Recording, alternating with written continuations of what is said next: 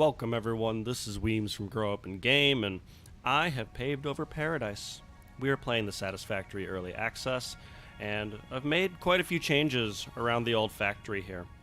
As you can see, I've just basically deleted all of it. It's just gone. Now, only kidding, you know that's not true. What I did do, though, is build a proper second floor. That is currently the focus of my building. But before we get into that, I want to show you what all has happened on the first floor. You can see here there's quite a bit more going on than there used to be. Way more constructors, way more smelters, and even some assembler action over there. But let's go through these major changes one by one. The first thing I did was I kind of rethought how I do power. It used to be I had, biofuel generators, or biomass burners rather, right by the points of construction. Instead, I decided to mix it up a little bit and go with a coal-based fuel source. And the key change here is that I don't need to harvest biomass anymore.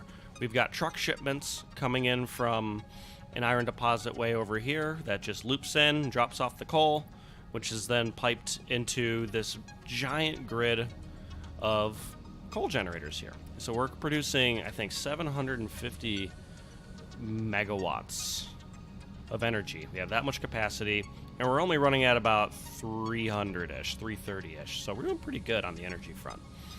And this thing can just be left on all the time. My ability to pull in coal, it outpaces my ability to, spend energy, so there's no reason for me to turn off any of my machines at this point. So that's what I've been doing. And actually, one thing I originally tried to do was set up coal generators, near the various points of production, but I realized that it's way easier to move power lines than it is to move coal. So I decided to create various points where I just feed power around via power line, and it's been working way more effectively and has just greatly simplified my building process. So with the power grid in place and it automatically being fed coal, I went and changed a few other things as well. I'll go pop down here for a second. Hopefully not hurt myself on the way down. If we go look over here, you'll see that, this is off.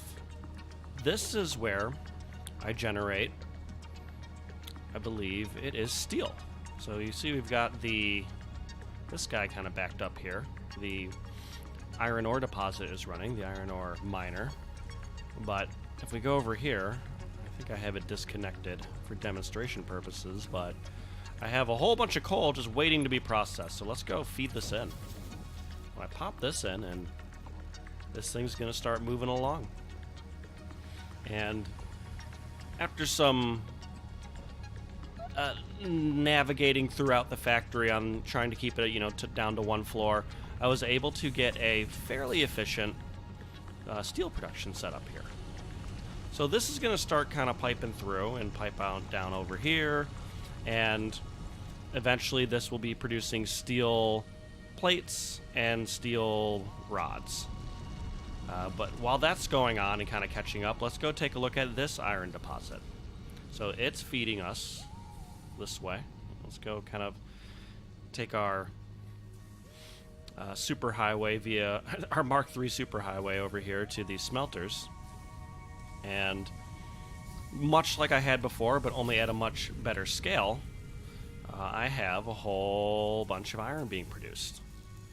And this continues to feed down here, which produces all kinds of rods and plates and screws, which eventually goes over here and will start to feed these assemblers over here. Let's take a look over here real quick. So we've got assemblers setting up modular frames and reinforced iron plates and more reinforced iron plates over here for the modular frames and rotors. And if we ride these guys up over here, we'll eventually hit a point where actually a lot of this stuff is going up to the second floor. So here on the second floor, well, actually, this is like a middle floor. This is not quite the second floor. But up here, we're actually feeding these kind of base materials up and doing some more production up top. So we go over here, and here's some steel pipes, which are going to a series of assemblers over here, which are currently producing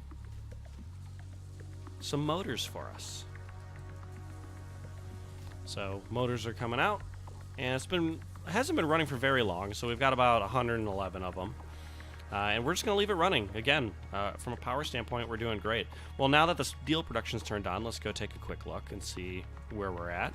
All right, so we've moved up to 463. We're still doing fine, and we have lots of room to expand if we need to increase the power grid. And I think coal manufacturing I think we're good on just the one truck that's going back and forward for now. But as far as goals for this episode, I have a couple things I want to finish up before we really move on to the next tier of things.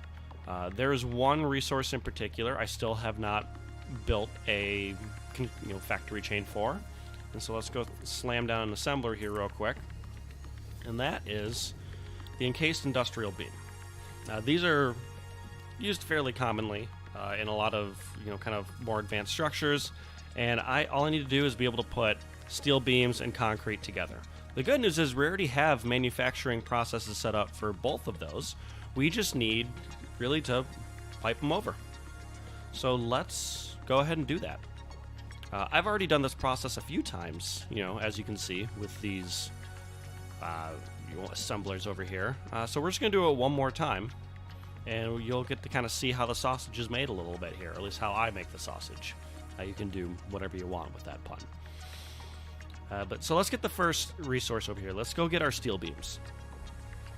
So if we go over here, this is where the pipes are coming from, and right next to the pipes are the beams. And let's see. Let's make sure that they're getting produced right now. Yep. Okay, they're getting fed in. So we're just gonna let this guy go, because we can definitely use more steel beams because they're using these Mark III conveyor belts, and the Mark III has supplanted the Mark I as my preferred conveyor belt because it's actually easier to produce than the Mark II, because the reinforced steel plates are actually kind of a pain in the butt to make. So I was really happy that that these were so easy to make.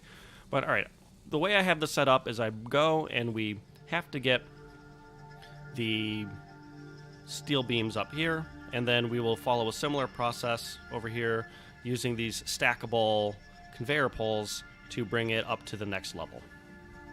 So let's get started on that. Now, I want to keep this place kind of drivable, so I'm going to do this in a couple steps. So if we go here, I'm going to go ahead and let's see if this works. If I build this conveyor pole like this, can we go and set this up right away? We can. Okay. So that actually works pretty well. So this is still drivable, and actually I can probably just go and kind of ride this belt up real quick, and we'll be good to go to bring this up to the next tier. So we've got this guy set up here, and let's kind of plan this out a little bit. Now, I could try and bring it over here, and I might, but it might be easier if I pop a little hole in the roof here to give it a little bit easier of an access point. It looks like this is all pretty open, so I'm actually going to go ahead and make good on that idea. Oop, and we're having a hard time getting down. We're going to make it. 1 second. But the first step is to bring it up to this point here. So let's go ahead and do that. If we go over here, we can go and pretty this up a little bit. Oh, don't do that. Shockingly, that worked. There we go. So this is going to fly up here. And yeah, instead of going and trying to make it work over here, we could just pop a hole in the floor here. I think this will be a little smoother. We'll do it 4 wide here, just for the time being. And we're going to go ahead and follow the same blueprint. So we're going to max out this. Ooh, actually. So I was thinking about going and trying to snake it around like this. I don't really think I need to, honestly. It might be fine for me to just try and pull it up. I'm all about having a simpler way of doing things. Oh, that's gonna hurt. Okay, that's all right. And I am just having all kinds of problems with ladders today. Let's try and get up here. What the heck? Let me out! All right. Whew! That was trickier than I expected. Yeah, so it looks like we can just actually plop this up here. So let's go ahead and do that. But these are really useful tools, as you can see, for scaling, as well as when you're in kind of a tight circle, you can use it to essentially ferry materials up. And so we've got this kind of coming up here. And we can probably just bring it over to these other resources here as well. Keep all the construction kind of centered in one area. So let's go ahead and do that. So if we go, and I'm going to, yeah, we'll start them up over here. This will be the area we set this up. And you notice I've got the modular frames there. Actually, should we do that there? Nah, let's do it over here. So that whatever these are going to produce down the road, let's leave some room for that over there. This can loop back around, though. All right, so I'm satisfied that this is up here. Let's go hop down again, preferably without killing myself, and see if we can get that concrete up here. So let's go to my concrete builders over here, which are right here. And I should be pretty much loaded up on concrete. I am. And in fact, I'm going to go ahead and turn this thing on as well. I'm going to pop both of these concrete miners on. They all feed to the same place. And we'll check the grid. Concrete isn't very grid intensive. There's not a whole lot going on with it. It's basically just a bunch of constructors and the miners. So it should be able to handle the load without too much of an issue. It might get a little interesting as we start tacking on more assemblers, but we'll face that problem when we get there.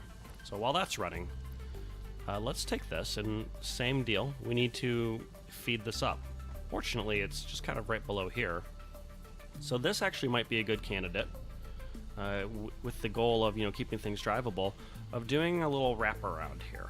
We're going to create some stackable conveyor poles and see if we can use them to kind of just circle its way up to the top. And then we'll probably be able to deposit it right up there. So actually what I'm going to do, let's put this here. And our goal is we're going to try to enter right here. So let's get started. I found that a kind of a triangle formation works pretty well. I haven't experimented a ton with this, but there do seem to be a few different options to make this work effectively. So, but the way these work, it's pretty straightforward. So actually, let's see if we can do this. Well, this even legal? It's not. Okay. Nope, don't delete that. Actually, maybe we should. Let's go forward the normal way to start. We're gonna go forward, and then this will go here. We'll stack up, and we'll see if we can go 3 high over here. Oops. Not sure where that got built. I'm sure we'll find that later.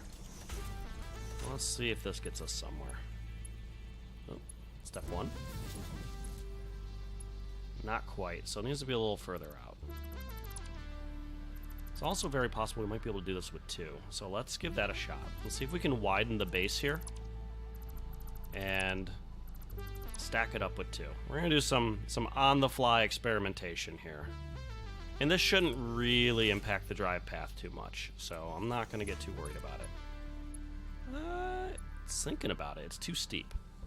So how do we solve that? Well, it's trying to loop around. We just need to widen the base. So let's widen the base. We're going to go over here. Because once we've got these 2 established, it should work. Oh, that was blue. And in theory, we just keep marching it up. Now, hopefully it's not going to conflict with this. It looks like it'll be close, but we'll see if we can avoid this, if possible. And if we go 2 more. Oh yeah, that should be good. So it's clipping through it technically. I'm not going to let, aesthetic get in the way of functionality for the time being. And we could bring it up here. Or we could just keep building up. You know what? I like the idea of us just keep on building up. Should be nothing underneath this. So let's take this all the way up to the top. I'm going to go and start this way. And actually, there's really nothing stopping us from just stacking up conveyor poles here. Other than the fact that I'm almost out of iron rods, but that's a separate issue. We have a solution for that. We just keep stacking these up. Pop a hole in the roof there. Pop that up there. And same deal. Good news is we have a way to get more iron rods, but... So then now we just go and take our conveyor belt Mark IIIs and we just keep doing the loop-de-loop. So it might be easier... Yeah, I think I've got a good view of it here. And it's really just going to be whatever gives me the blue path. So we're going. There we go. Oh, come on. It's being a little difficult. Let's get up here. So curious. Oh, there we go. So this keeps trying to loop its way around. Now might be a good time to actually get up on the scaffolding a little bit. Let's try and build this out. So let's get up on top. Actually, let's get on the belt itself. So I find that if you don't, move too much on the belt, it does an okay job of keeping you on it. We're gonna pop over here. We're getting close. So back on the belt. Oh, not on the belt. Oh, we're okay. We didn't die. And let's see if we can get it from over here. There's probably a lot cleaner ways to do this than what I'm doing, but it does get the job done. So we just need to go up a few, I think another link or two here, and we're there. We're getting close. Let's go up to the top, and it looks like we might need to build one more stackable conveyor pole here. Get up here. Actually, we might be money in the bank. So this is gonna pop up here, and voila, we have ascended. The concrete has ascended, and it's real close to this over here. Now we are running a little low on our poles here, so I might want to go run and grab some. Right now, the poles are being pretty heavily used in production, so they're not really pooling up anywhere. But the good news is I have a little bit of an old reserve to go off of, so we're gonna go pop over to the old hub storage here and pull some out. So let's go drop down over here, make sure we've got, oh, I'm trying to remember where I put all my stuff. There we go. So as you can see, we've got some, back here in storage. So we're gonna grab those, and that should be enough for now. Let's make sure we're not short on anything else. Screws look good. That looks good. Looks good. That looks good. Good enough. And good enough. So let's rock and roll. We're going to head back up here. And we're going to get some assembly going. So this is interesting because we've already basically just got a ton of production from, a steel standpoint.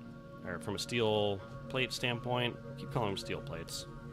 That's not the right term. Either way, we got a lot of it. And I could try and build out for the full 270 capacity because that could, run temporarily.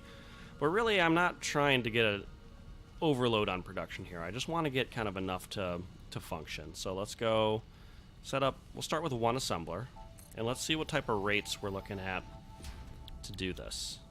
So if we do encased industrial beam, we need 16 steel beams per minute, 20 concrete per minute. We can crush that 20 concrete. But quite frankly, I don't want to have a perfectly efficient concrete chain because I actually like having the concrete pool back in those containers, so I have it for building foundation. So we're not going for perfect efficiency, or rather from a upstream build standpoint. So these steel beams, though, 16 per minute, we could actually go down and do a little do a little check on just what our production actually looks like. So let's go and do that. Now let's at least have an idea of what a neutral amount of production is. So going down here, you see what all is feeding into it, right? We can tell based on the efficiency. We've got, so these are, so that's 67% efficient, 67, 67, 67, 67, and 67. So there, if we could find more ways to feed it steel, which, you know, there's overclocking. There's a few levers to pull to make sure this thing gets enough steel, but I'm fine with the configuration as is. It's got room to grow. At the end of the day, it's kicking out 6 times 10. It's kicking about 40 steel beams a minute. So 40 is really our break-even point, and that's what I'm going to shoot for. I'm just worried about the steel. The concrete, we have just gobs of concrete, and we want gobs of concrete. So I'm good with where we're at with this. So let's see if we can ride this up. Now let's go pop over here. And we're just going to walk up the ladder here. So if we only need 40, or if we only have 40 steel beams that we're producing, we can do about 2 of these pretty comfortably. Maybe even 3 if we want to squeeze out the little extra. But you know what? I have no problem with steel beams pooling as well. So I'm going to just do 2, and I'm going to be pretty happy about it. So let's get 2 assemblers up. And let's get, so we're going to need to be able to take these 2 conveyor belts and split them kind of across each other. That shouldn't be too bad. One of them is going to have to go vertical for a second, but if we do the steel beams on the inside here, and then kind of split it up over here and send them around, that'll work. So I'm not going to win any awards from a factory cleanliness standpoint, but that's not my ultimate goal. So we're going to have the concrete first. Or actually, no, we'll do the steel beams first, because they're already kind of on the interior here. So we can just pop them in like that. Pop this here. Pop this here. And those are ready to go. And these need to be split at some point. And we can actually probably just split them right in front here. So we'll do a split here. And this guy going forward will ultimately feed into that. And then we're going to need this to go over. And that's pretty straightforward. We just go like this. We can just build one that's, say, too high here. It should go over without any issues. Then this should go in without any issues. So quick and easy. Put those in there. Get the concrete in here. And it should start piping in any second now. So now that we got those all set up, we need to get it some power, right? The good news is I already got a grid set up over here. So we can do that. And we can do that. It's got power. We're going to set it to encased industrial beams, and they're going to start producing pretty quickly. They're going to start producing way more quickly than it can manage. And this actually has already started. So we're going to get about 8 per minute between the 2 of these out. And last but not least, let's go ahead and create some place for them to go. I'm just going to do a little baby storage container for the time being. Partly because I don't, it's kind of a slower producing item. Another part because I actually don't have enough encased industrial beams to do otherwise. So we're going to set up a merger in front. So this is going to help solve a little bit of a storage problem. Pretty cool. Oh, and I can't jump through that. I can, however, jump on this. Pop that there.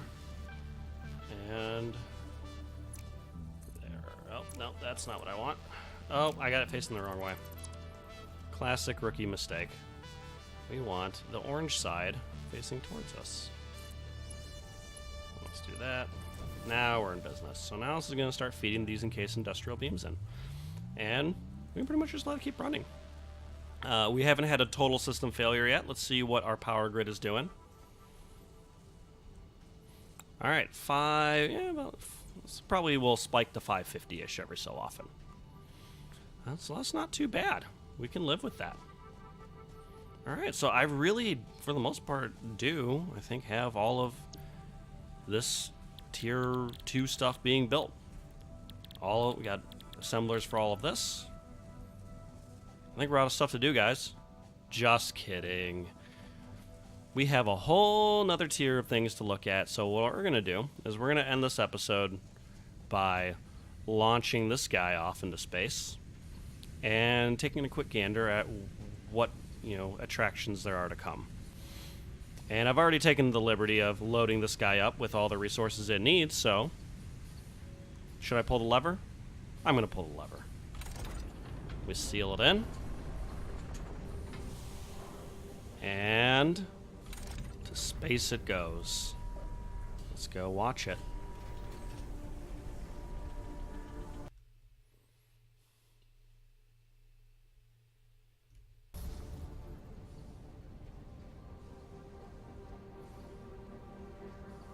Ooh.